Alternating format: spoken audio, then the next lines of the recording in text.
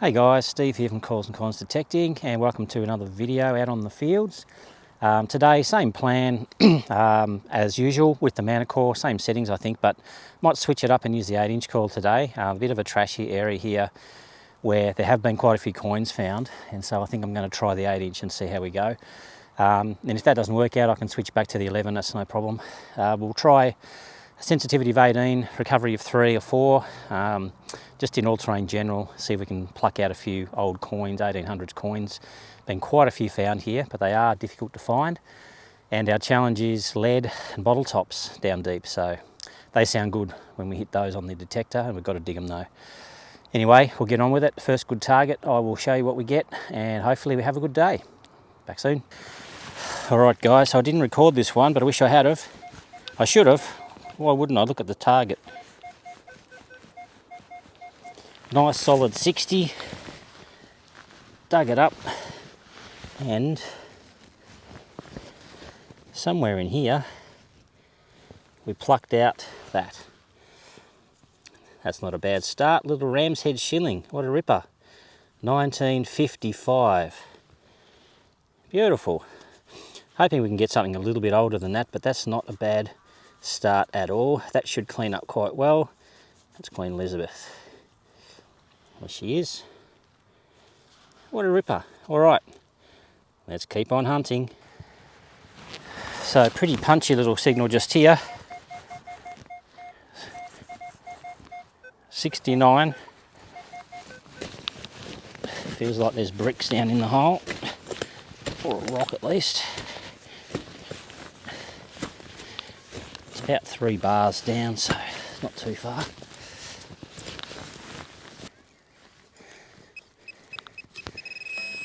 Okay, I see it. It's not a coin. It's a bit of lead. Probably, it's a lump of lead, probably used for roofing back in the day. So a nice tone just near this reed here. 75, 76. I'll just go and get the digger and we will find out what that is.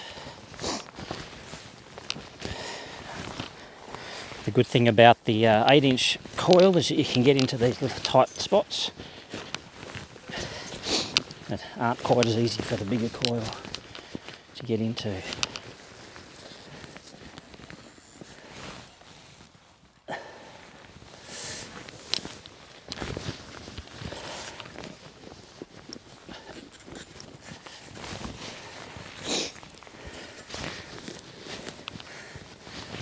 So in the paddocks here, the area I'm in now is reedy, quite reedy, and yeah, it's probably going to be inaccessible in the next, I don't know, next little while, next few months it'll all grow up again. So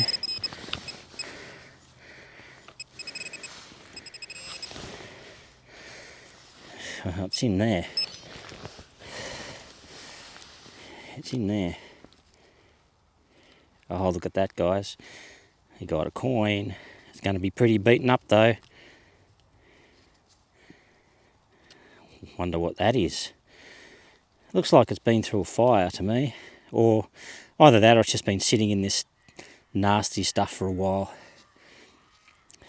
Cool. All right.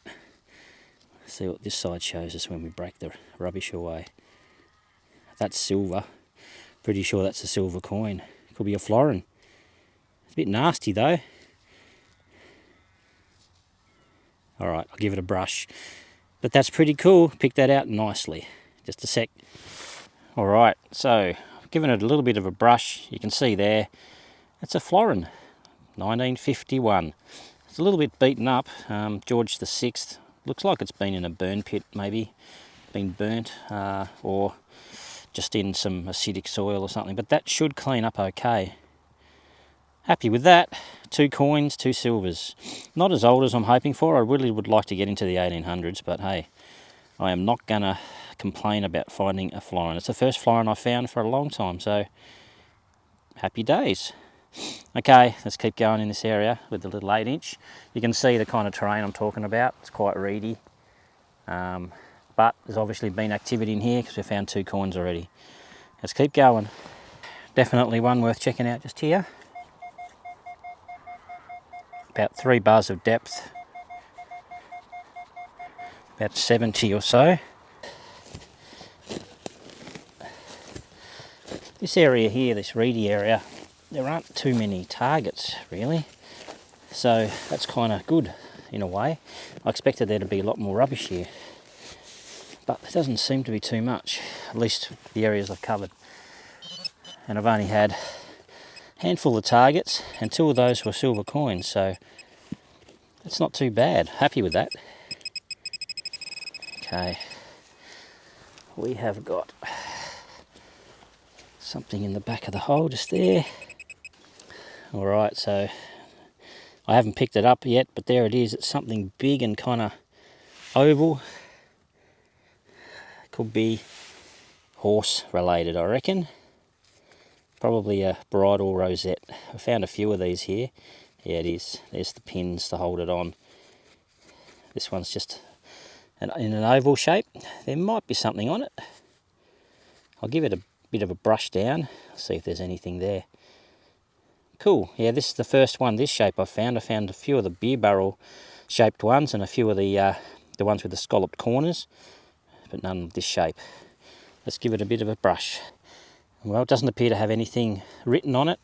Some sort of coating on it. Maybe it was I don't know, ceramic coated or something, painted, not sure. But that's starting to come off. It's just brass underneath, I believe. Alrighty, let's keep digging.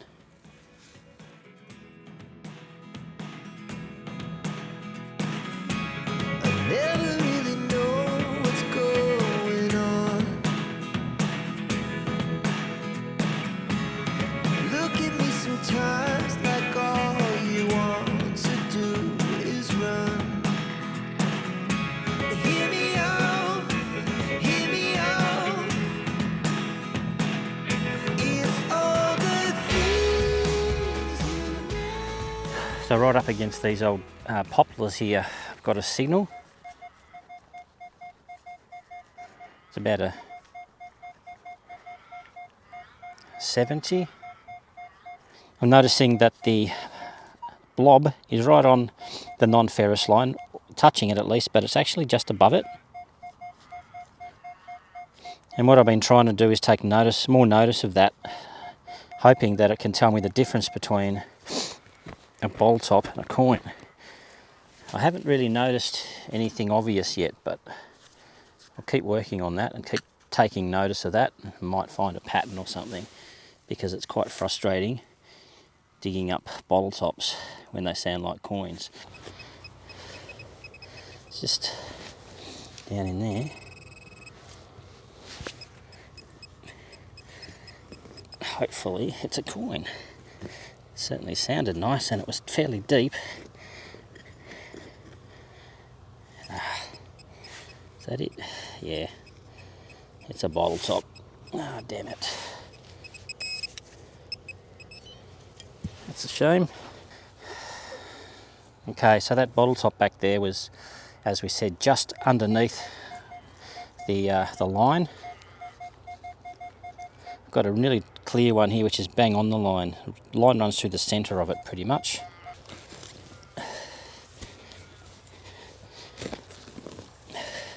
Or it could be another bottle top. Ooh, what have we got here? Something funky there. What's that? I don't know, just a bit of a tree root. Thought it was rubbish. Okay. The target's just down in there.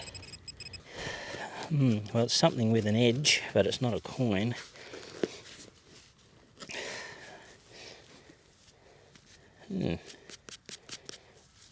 It's that. Whatever that is, it's bent over. Some kind of copper alloy or something, I don't know. It's an odd thing, oddly shaped. It's part of a doohickey. Alrighty. Well, hunting an area like this is definitely a patience game. I've been at it for probably, I don't know, 30 or 40 minutes since my last signal. There's There are signals here, but I'm just not going to dig these really low ones. There's a few low signals, but with the 8-inch, obviously covering less ground, so it takes more time, but we're being more thorough because we've been over most of it with the bigger coil already. We've still missed stuff, there's no doubt about that. You can't get everything, even if you've been here every week for a year, you probably still miss stuff. But there's something here, and it's a lovely little signal. Doesn't get any clearer than that. It's right here, and there's a very good chance that's a coin. We think that maybe this area was used to burn rubbish off, and then later on pushed around into clumps. So you know, it's quite a few noisy spots, and then there's nothing in between. And then you'll find another noisy spot, and in between those noisy spots you'll find the odd really good target, and they're typically the coins. So you usually know when you got one. I would be very surprised if this isn't a coin. I mean, it could be something else for sure, but I'm pretty confident this is a coin. And it could be an older one, so we'll see. An 80 could be a penny, half penny. It's quite amazing. The old Victoria pennies, they ring up in the 50s, so coins can ring up in a wide range of target ID numbers, so that's why you can't really assume anything. Oh, look at this, guys. It looks coin-like to me. Could be wrong, of course. There's a rim of some sort there. Yo, beauty. We've got ourselves a shilling, I'd say. Oh, it's old. It's beaten to hell. It's very, very, very worn. Oh, that's a shame. I'm going to be lucky to get anything off that, but I reckon I might get something off it. Wow, it's a shilling and it's old. I think I can make out a bust facing left. That is a George IV shilling. What a ripper. Well, it's been a long time coming today. It's been really tough work. Really tough work here, but these old coins are still here, so that's why I am. Alright, I'll give this a little brush and see if we can make out some detail. Okay guys, so I can confirm that that is a George IV shilling, so 1820 to 1830, but unfortunately it's worn almost flat on this side with the crown. But yeah, I can't see a date at the moment, but look, I'll have a look later on under a light, and I'll cast a shadow across it, and then maybe we'll see the year. But that is a ripper. Today, all I found silver. Can't complain about that, can you? I'm sure there's more good stuff here. Let's keep going. I've got a little 40s target just here, and it wasn't very deep, probably only 2 or 3 inches. Something round, could be a button. So what I'll do is I will hit that with the brush, and we'll see if there's any kind of design on it. There could be. Okay, so nothing crazy, no designs on there. It's just a cheeky little 4-hole button. It's one of the first buttons I've found here. Okay, so another signal here worth taking notice of. You can see it's on the non-ferrous line, but it's not actually perfectly round, but that's okay. We know that that doesn't always mean coins, or not coins, rather. Could definitely be a coin. It's right about there. It's ringing up in the right kind of numbers. So we've got a chance.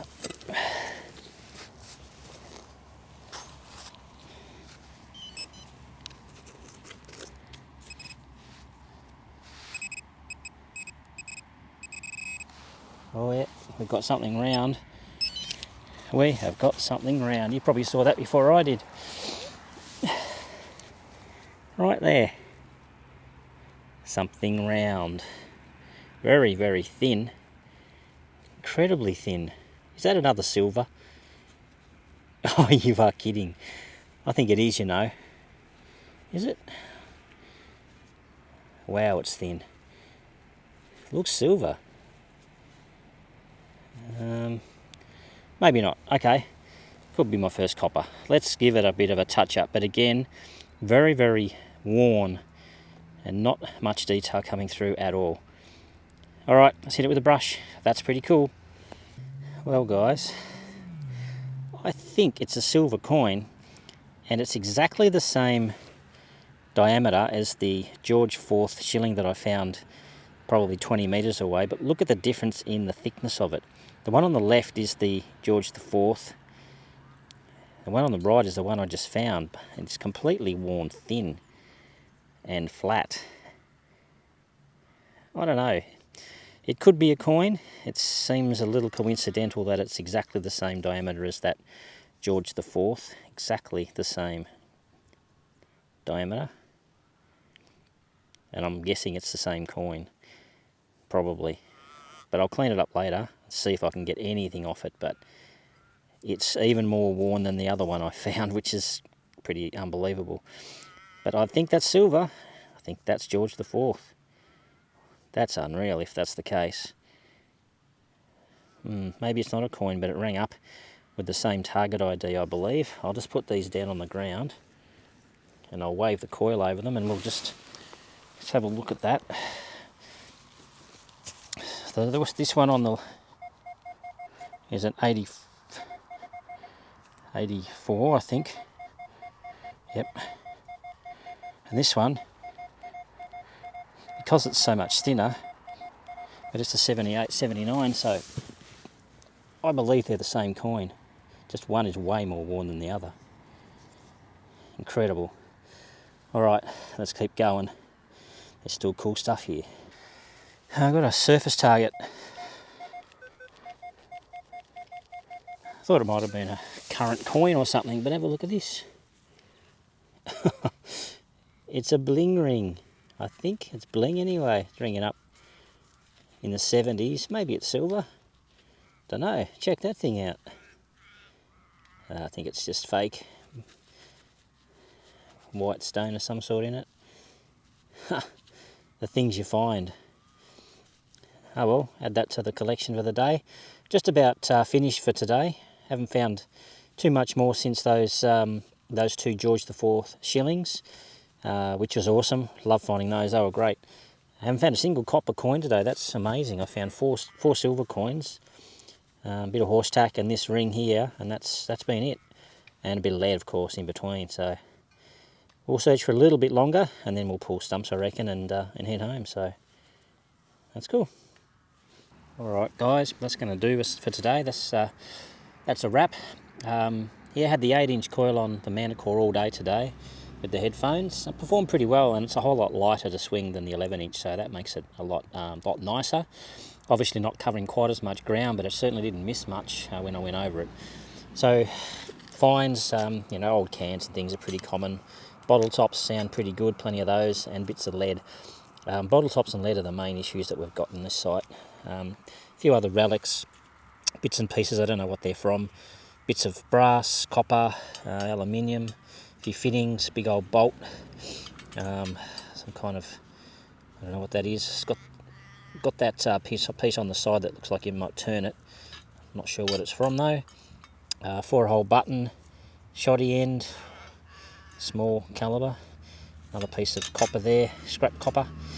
Bridle rosette, oval shaped one. You can see on the back it's got the pins to hold it onto the leather. Bling ring, it's just junk. And the 4 coins, which were all silver, not a single copper coin, which is pretty amazing. I don't think that's ever happened to me before. Usually you get a few copper coins in amongst it, or even a few spendable coins, $1 and $2.20 and things like that, but not a single spendable coin either. So we've got the 1955 Ram's Head shilling, 50% silver, 1951 Australian florin, also 50% silver. Anything post 1946 is only 50% silver. And then the 2 finds of the day, we've got the 2 George IV shillings. Now they'll both be dated 1820 to 1830. This one I can see the bust on, but this one here is very, very worn and I can't really see much at all. I'll give them a clean later, we might see something. But yeah, dates 1820 to 1830, so and they were found about 20 metres apart. So that's it, guys. Thanks for joining me on the hunt. It's been a tough day. This is about 4 hours worth. There's more lead and more bottle tops in my bag. I got them all out. So 4 hours. I found those 2 coins in the first probably 30-40 minutes. I found these 2 silver shillings in the space of about 20 minutes, and then the rest of it over the rest of the day in between. So there's a long way between coins. That's the way it goes. Well, thanks for watching, guys. Hope you got something out of the video. Remember, the 8-inch core for the Manticore is great just for target separation, and that's where we were, in some busier areas today with a few more signals, and it did pick them out when I swung over them. So all good. Thanks, guys. Thanks for watching. Please like and subscribe, and I will catch you on the next hunt. Probably not here. I'm thinking we need some new ground. Might come back here in a few months' time. Okay, see you guys.